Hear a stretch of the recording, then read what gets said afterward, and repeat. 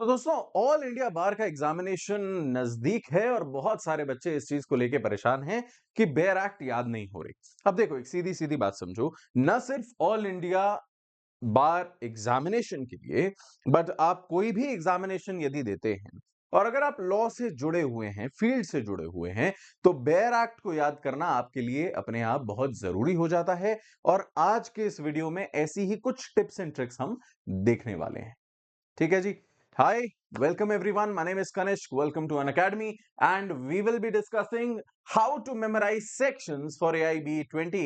And these are some of the proven tricks जिससे आपको याद होने की संभावना बहुत ज्यादा बढ़ जाएगी। देखो, कई बच्चे ऐसा करते हैं कि वो निमोनिक्स बना करके पढ़ते हैं। निमोनिक्स से आप क्या समझते हैं? शॉर्ट में कई सारे इस तरीके की शब्दावली जैसी बन जाती है जिसको अगर आप याद रख लें तो आपको वो लॉन्ग फॉर्म में याद रहने की संभावना बढ़ जाती है। जैसे कि एक बहुत कॉमन निमोनिक है, that is tears of old PM. Right, tears of old PM. ये कॉन्स्टिट्यूशन के शेड्यूल्स को याद करने की एक ट्रिक है। अगर आप इस तरीके से पढ़ना पसंद करते हैं तो ये एक बहुत अच्छा तरीका है। आई फॉर वन, अगर मैं अपना खुद का उदाहरण दूं तो मुझे नेमोनिक्स बहुत ज्यादा अट्रैक्टिव नहीं लगते। लेकिन देखो यार, सब लोगों को अपने अपने तरीके पसंद आते हैं, और क्योंकि बहुत सारे बच्चे नेमोनिक्स प्रेफर करते हैं या फिर कई बच्चों ने ट्राई नहीं किया है, उनको करना चाहिए। मेरी ये जिम्मेदारी बनती है कि मैं वीडियो में आपको उसके बारे में बताऊं। ठीक है, तो सबसे पहला तरीका होता है एक्रोनिम्स या फिर नेमोनिक्स को यूज करना, शब्दों को शॉर्ट कर देना। जैसे उदाहरण के तौर पर आईपीसी में जो जनरल एक्सेप्शंस हैं उसमें ये एक मेरे द्वारा बनाया गया था, बाजा playing in DC universe parade the ice ice song. ठीक है, आइस आइस गाना बज रहा है डीसी यूनिवर्स परेड में। अब उसमें क्या नेमोनिक्स है? बाजा, DCU, DC universe and ice ice. Okay, तो B is bound by law, acting judicially, judgment or order of court, justified by law, accident, act to prevent other harm, continued thereon, doli and capax, child between 7 to 12, unsound mind, intoxication, consent, insane person और child consent of guardian। ये एक brief में बनाया गया है। देखो एक चीज समझो, निमोनिक्स अगर आप खुद बनाने में सक्षम हैं, बहुत अच्छी बात है, इससे बेहतर कुछ हो ही नहीं सकता। पर बहुत सारे बच्चे क्रिएटिव नहीं होते, जैसे कि मैं।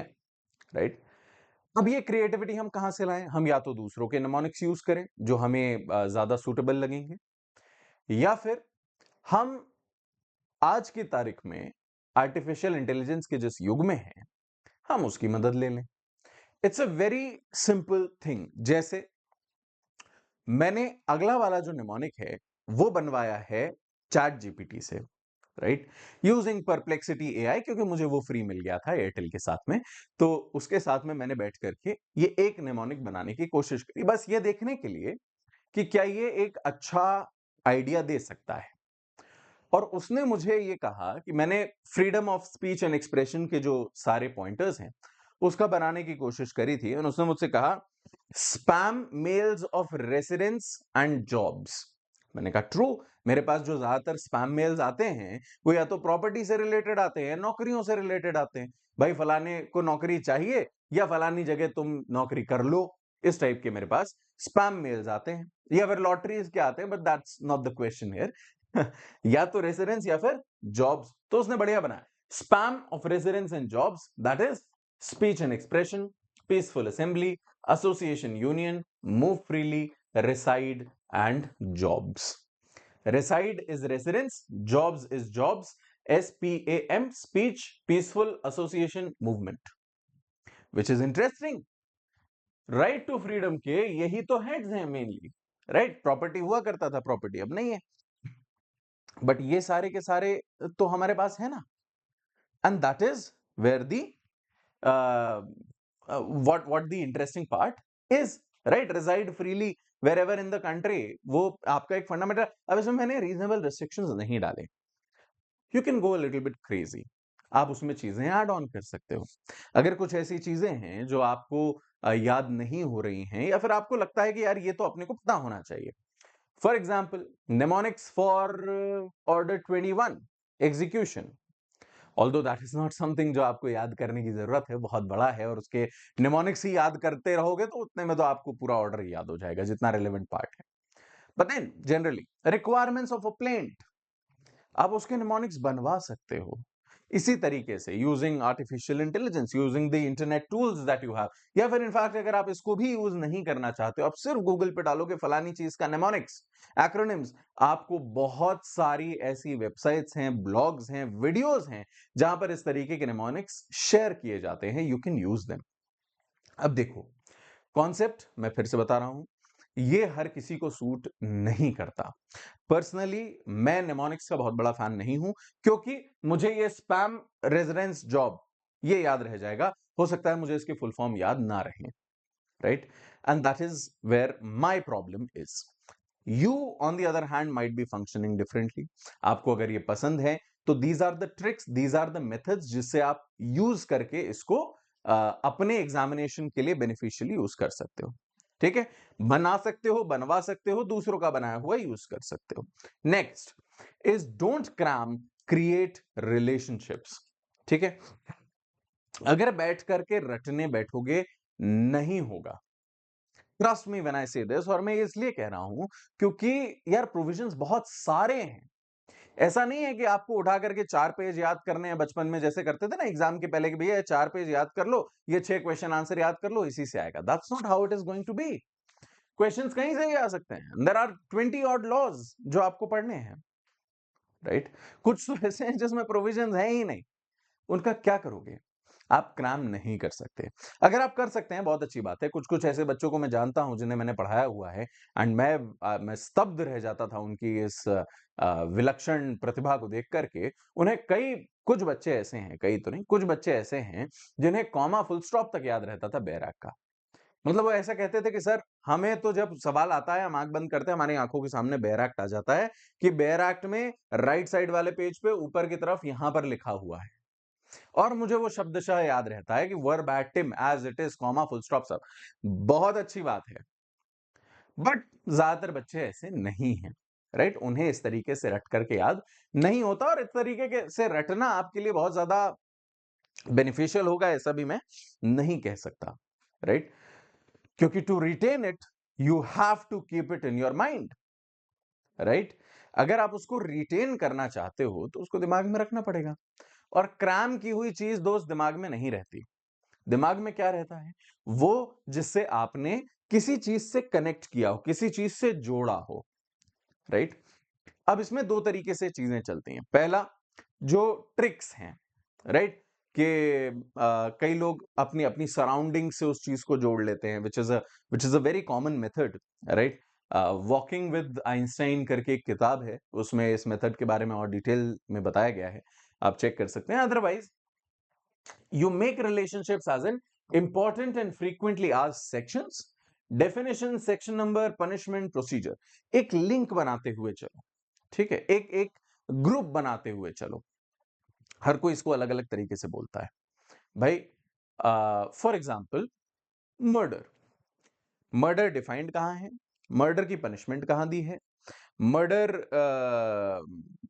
से रिलेटेड और क्या है? जैसे culpable homicide not amounting to murder वगैरह ये सब चीजें आ जाएंगी. उससे रिलेटेड क्या है?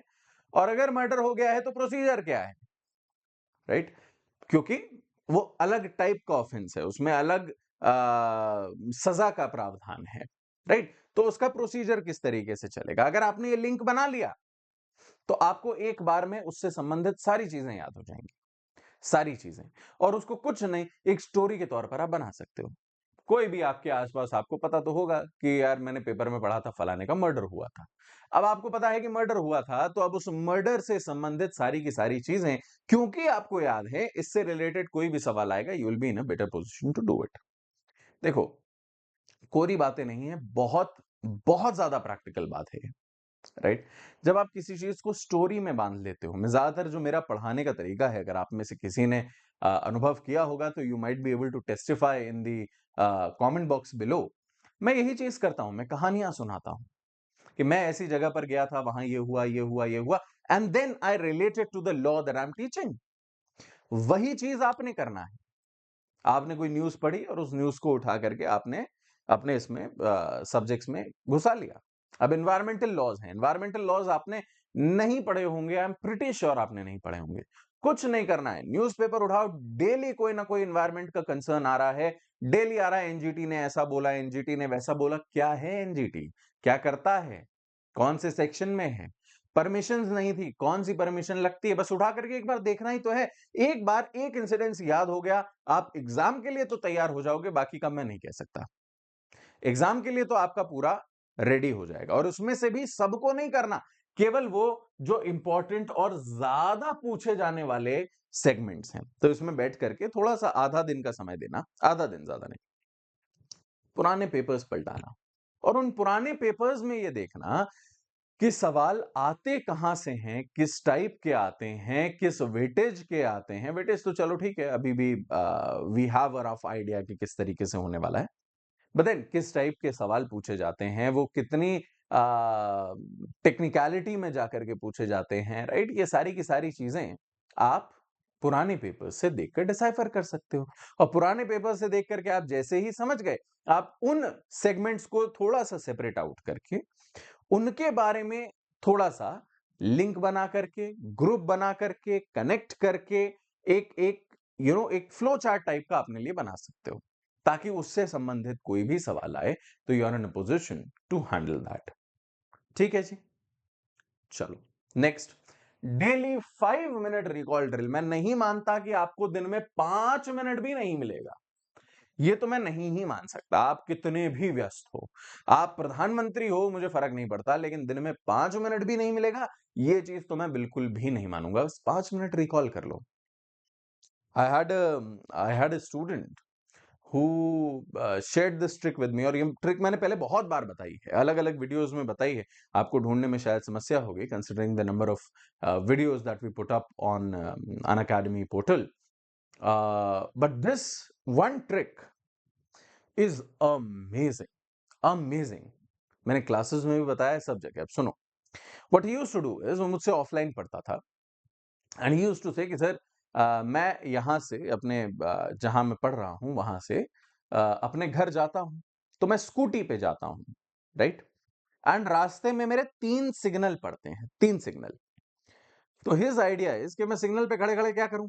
वो एक सिग्नल सर 90 सेकंड्स का है, एक सिग्नल 1 मिनट का है, एक सिग्नल ऐसी सब अलग अलग होते हैं। तो मैं वहीं खड़ा हो जाता हूँ और बैठ करके सिग्नल का वेट करने की जगह, फोन निकालने की जगह, मैं अपने दिमाग में वो रिकॉल करता हूँ जो मैंने आज पढ़ा। तो लेट्स से मैंने आज आर्टिकल 19 पढ़ लिया और 20 पढ़ लिया, मान लेते हैं, ठीक है? इतना तो नहीं हो पाएगा एक दिन में, बट देन मान लेते हैं।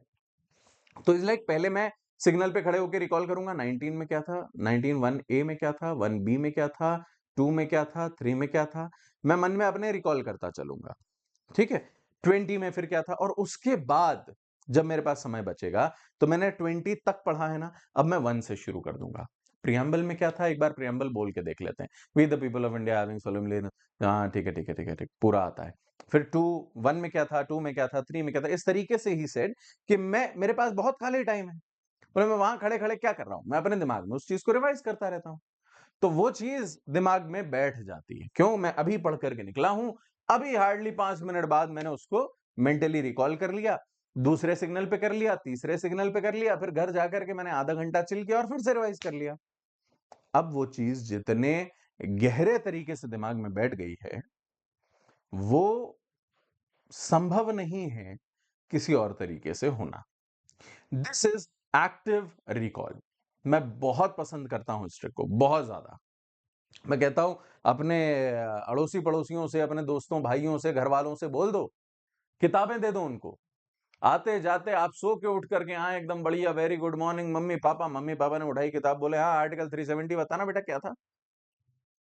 ये जो चीज आप करोगे ना, might sound childish, might seem foolish to some people, but ये जितना आपके दिमाग को ट्रेन करेगा उतनी कोई और चीज नहीं कर सकती। बिकॉज टेक दिस, एग्जाम में जब बैठोगे तो एग्जैक्टली यही होने वाला है।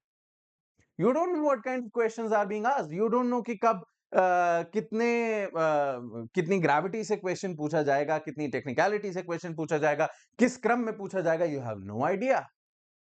आप जाकर के बस बैठोगे, आपने पेपर पलटा एंड बैम आपके सामने सबसे पहला सवाल आईटी का, पढ़ा ही नहीं था।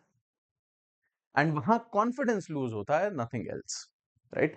तो ये जो एक्टिव रिकॉल टेक्निक्स हैं, दिन में 5 मिनट, 10 मिनट, 5 मिनट तो मिनिमम आपने करना ही है। अगर आप कर अगर आप कर सकें तो मेरी सलाह मानकर दिन में 20 to 30 मिनट्स सिर्फ और सिर्फ इस एक्टिव रिकॉल को देना, सिर्फ और सिर्फ इस एक्टिव रिकॉल को। बाकी क्वेश्चंस अलग हैं, क्वेश्चन आंसर्स अलग हैं, रिवीजन अलग है, स्टडीज अलग है, सब अलग है, पर 20 से 30 मिनट कोशिश करके निकालना। और अगर नहीं निकल रहा है तो मिनिमम 5 मिनट तो आपको निकालना ही है। There are no break days, there are no break days, right. आप ये नहीं कर सकते कि संडे है तो मैं नहीं पढ़ूंगा, घूमने जा रहा हूं, तो 5 मिनट तो फिर भी निकाल सकते हो यार, राइट। एंड ये आपके दिमाग में घुस जाएगा और फिर इन चीजों को, इन सेक्शंस को, इन प्रोविजंस को आप भूलेंगे नहीं। बस इसी तरीके से, ठीक है। फिर यूज विजुअल मेमोरी, राइट। ना विजुअल मेमोरी 2-3 तरीके से यूज की जाती है, ठीक है। पहला है विजुअल क्यूज, ठीक है। विजुअल क्यूज आप कैसे यूज कर सकते हो? विजुअल क्यूज आप जनरली यूज कर सकते हो, जैसे आप कभी भी जा रहे हो और आपको कोई चीज इस तरीके की दिखाई देती है, राइट, जो आपके सब्जेक्ट से रिलेटेड है, आप इमीडिएटली उसके बारे में सोचना शुरू करते हो। That is one. Second visual memory could be वही जो मैंने बताया था, वॉकिंग विद आइंस्टाइन वाली किताब वाला, कि आप गए और आपने किसी किसी चीज से रिलेट कर दिया उस चीज को, राइट, प्रोसीजर को उस तरीके से आपने रिलेट कर दिया, तो वो आपके दिमाग में बैठ जाती है। This is basically visual memory. तीसरा जो तरीका है वो यही है कि हम किताब को देख रहे हैं एंड उसको हम याद करने की कोशिश कर रहे हैं। चौथा तरीका ये होता है विजुअल मेमोरी का, कई लोगों को ये बहुत ज्यादा प्रैक्टिकल लगता है कि जब आप कोई चीज देखते हो, सुनते हो, कोई और व्यक्ति आपको बता रहा है, पढ़ा रहा है, तो आपको ज्यादा अच्छे से याद होता है। किताब खोल के बैठे हैं, बैठे हैं, बैठे हैं, बैठे हैं, बैठे हैं, नहीं हो रहा है। पर वही चीज अगर आपको किसी ने पढ़ा दी, ऑडियो विजुअल एक्सपीरियंस हो गया भाई आपका, ऐसी सिचुएशन में आपको याद ज्यादा बेहतर तरीके से होता है, राइट। तो you have several videos on YouTube, Unacademy का ही प्लेटफॉर्म खोलो। Thank you so much for 500,000 subscribers by the way. But उस चैनल को आप खोलेंगे, आपको लगभग सारे सब्जेक्ट्स वहां पर मिल जाएंगे। जो आपको प्रोविजंस बताए गए हैं, सेक्शंस बताए गए हैं, रैपिड रिवीजन करवाया गया है, क्वेश्चन आंसर करवाए गए, सब कुछ है, सब कुछ। Go visit that and that can serve as a visual memory, ठीक है जी। तो विजुअल मेमोरी का कॉन्सेप्ट समझ गए ना? 3-4 तरीके से होता है। Do what you feel is best for you. Next is speak aloud और टीच समवन।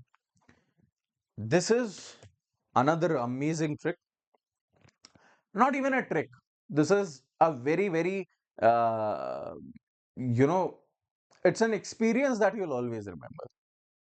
प्रॉब्लम क्या होती है मैं आपको बताता हूं। ये मेरे पास किताब है, मैंने ये किताब खोली, मैंने अपना ये पढ़ना शुरू किया। This is revision. मैंने बोला हाँ ये डिलीवरेबल स्टेट ये होता है, हाँ ठीक है, ये तो आता है। सेक्शन 3, हाँ ये ठीक है, ये तो मुझको आता है, right. The problem is when we feel कि मुझको ये चीज आती है, we don't do that properly. हम उस चीज को लाइटली ले लेते हैं, हम उस चीज को छोड़ देते हैं, राइट। जैसे प्रियम आर्टिकल 19 क्या था? फ्रीडम था। हाँ ये 4-5 फ्रीडम होती है ना, हाँ ठीक है आता आता है, आगे बढ़ो। नहीं, जब आप किसी को पढ़ाते हो ना तो आप उसकी बहुत डिटेल में जाते हो, बिकॉज यू डोंट नो सामने वाला आदमी क्या सवाल पूछ ले। I have no embarrassment to say this, but Indian contract act जब मैंने पढ़ाना शुरू किया था या फिर जब मैंने खुद पढ़ा था, तब मुझे जितना आता था, और आज उस एक सब्जेक्ट को I have taught more than 40 times, मतलब मैं 43-44 बार उस एक्ट को पढ़ा चुका हूं। आज मुझे वो एक्ट जिस लेवल पर आता है उसमें बहुत फर्क है, बहुत फर्क है। क्यों? And it is all thanks to the students जिन्होंने मुझसे पढ़ा है। क्यों? सवाल पूछते हैं, वो रैंडम सवाल पूछते हैं, वो सर इसमें और इसमें क्या फर्क है? अरे यार मैंने इस तरीके से सोचा ही नहीं। Give me some time. I'll research and I'll get back to you. And then I've purchased around 15-16 books इसी से संबंधित, उठा करके अवतार सिंह पढ़ रहे हैं, अरे इसमें नहीं मिल रहा है, इसमें इसका कुछ दिया ही नहीं है।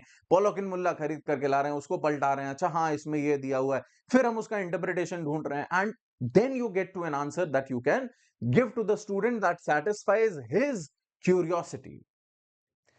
This is how teaching something makes you remember it, makes you expert in it.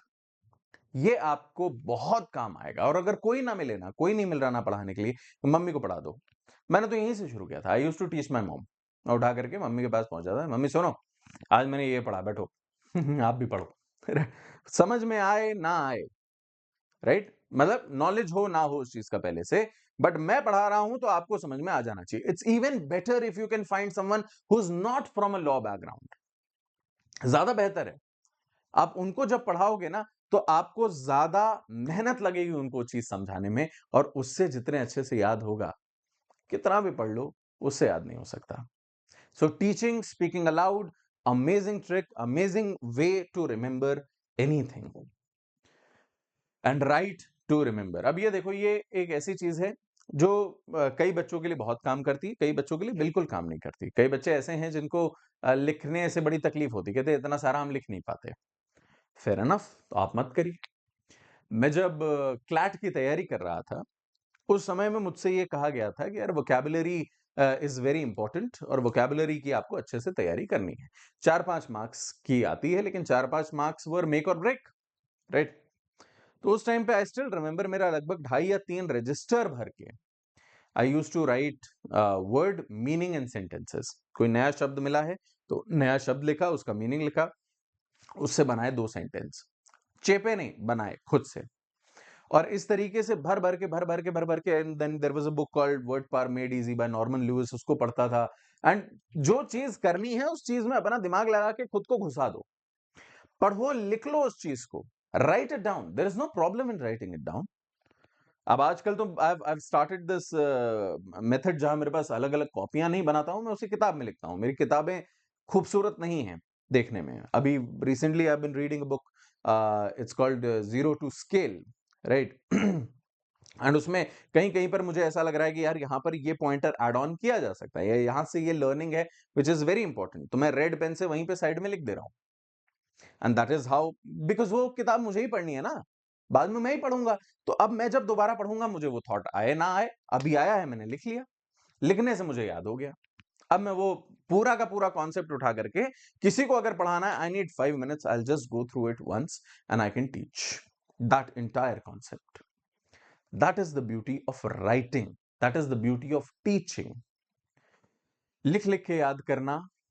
मेरे पिताजी बोलते थे बोल बोल के पढ़ा करो, बोल बोल के। तो बोल बोल के पढ़ते हैं तो हमारा क्या होता है, हमारा मुंह भी काम कर रहा है, हमारे कान भी काम कर रहे हैं, आंख भी काम कर रही है।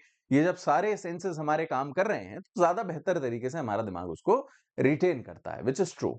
Same goes with teaching and same goes with writing. Writing के साथ भी आपके 3 सेंसेस काम कर रहे हैं, आप 3 तरीके से काम कर रहे हैं, तो वो रजिस्टर ज्यादा बेहतर बेहतर होता है आपके मानस पटल पे, आपके दिमाग में।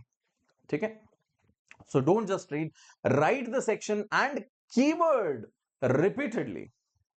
Keyword, आपके सारे प्रोविजंस में आपके लिए सबसे जरूरी अगर कोई चीज है तो वो है कीवर्ड्स। भाई आपका प्रोविजन इतना लंबा है, इतने लंबे प्रोविजन में ले देकर के 5 या 6 कीवर्ड्स होंगे। वो अगर आपने याद कर लिया, आप पूरे प्रोविजन को फिर से लिख सकते हो, अपनी भाषा में लिख सकते हो, बिना कीवर्ड्स चेंज किए। कीवर्ड्स वो हैं जिनको अगर मैंने हटा दिया या बदल दिया या उसका सिनोनिम यूज कर दिया, तो उसका मतलब चेंज हो जाएगा। बाकी पूरा सेक्शन आप अपनी भाषा में लिख लो, कीवर्ड्स को एज इट इज रख दो, you are still on the same page. आप बहुत अच्छे से उस चीज को निकाल पाओगे। और अगर कीवर्ड्स कर लिए याद, तो ज्यादातर सवाल आपके यहीं से आएंगे, यहीं से आएंगे। कोई नहीं पूछ रहा है यहां ए था या दी था, right? It does not matter. What matters is के 1 है या 2 है, राइट? डेफिनेशन में जो शब्द लिखे हैं उसमें कौन सा शब्द नहीं लिखा है। These are the important pointers जो आपको याद रहने चाहिए। ठीक है? Then sticky notes and flash cards, again a beautiful way to remember. Flash cards मैंने पर्सनली बहुत शौक से यूज नहीं किए। बट मैं बहुत सारे लोगों को जानता हूं जिन्हें फ्लैश कार्ड से पढ़ना बहुत पसंद है, बहुत ज्यादा पसंद है। स्टिकी नोट्स मैं बहुत यूज करता हूं। Sticky notes I still have this on my table, right? This is my go to thing, right? मैं कई बार ऐसा होता है, मैं कोई कॉन्सेप्ट पढ़ा रहा हूं और उसको पढ़ाते पढ़ाते मुझे याद आया कि यार मेरे एक फलाने केस में ये यूज हो सकता है, मैं हाथ के हाथ स्टिकी नोट्स पे उस चीज को नोट डाउन कर लूंगा। Same goes with while studying, मैं स्टिकी नोट्स पे बहुत छोटे छोटे छोटे छोटे से अपने नोट्स बना लूंगा और उठा करके इनको यहाँ इधर अपने व्हाइट बोर्ड वगैरह पे चिपका दूंगा। एंड कुछ नहीं करना, वहां पर चिपकाने के बाद I am happy, I am like ठीक है, आते जाते उसको देख लिया, समझ लिया, याद हो गए, ठीक है। फ्रिज पे चिपका दिए एक आध नोट्स, जो याद नहीं हो रहे उसको ज्यादा विजिबल कर दिया। देखो, it's a very simple thing. समझो मेरी इस बात को, आपके घर में फ्रूट्स आते हैं, राइट? अब अगर वो फ्रूट्स उठा करके घर वालों ने अंदर रख दिए हैं, तो बहुत संभावना है कि आप उसको नहीं खाओगे। लेकिन अगर वही फ्रूट्स डाइनिंग टेबल पे सामने रखे हुए हैं, आते जाते दिख रहे हैं, तो chances that you will eat them gets higher. Same thing with provisions. किताब बैग में रखी है, निकाल के पढ़ रहे हैं, याद हो रहा है, गुड। बट अगर वो आपके सामने है, वो स्टिकी नोट्स के फॉर्म में आपको दिख रहा है, फ्लैश कार्ड्स के फॉर्म में आपको दिख रहा है, आपने विजुअल क्यूज से उसको जमा रखा है, आपसे घर वाले सवाल पूछ रहे हैं, तो याद होने की संभावना आपकी ऑटोमेटिकली बढ़ जाती है। That's just how the mind works, nothing else. There is no rocket science in this. Perfect. So yes, these are methods, these are some of the methods जिससे आपको बहुत बहुत अच्छे तरीके से ये सारे प्रोविजंस याद हो जाएंगे एंड एग्जामिनेशंस में आपके काम भी आएंगे। आपका फेवरेट प्रोविजन इनमें से कौन सा है? आपका फेवरेट तरीका इनमें से कौन सा है? या अगर आप किसी और अच्छे तरीके को जानते हो तो कमेंट्स में जरूर लिख के बताना। आपके साथियों की भी मदद होगी एंड आपकी भी हमें भी पता चलेगा कि आपके रिव्यूज क्या हैं इन सारे मेथड्स को लेकर के।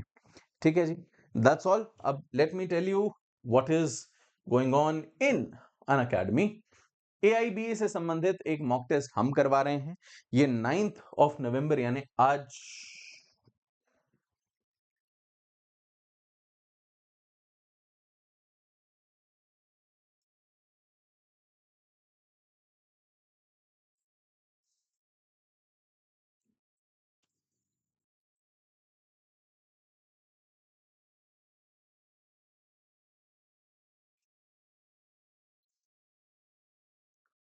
all right, that's it. Thank you so much guys.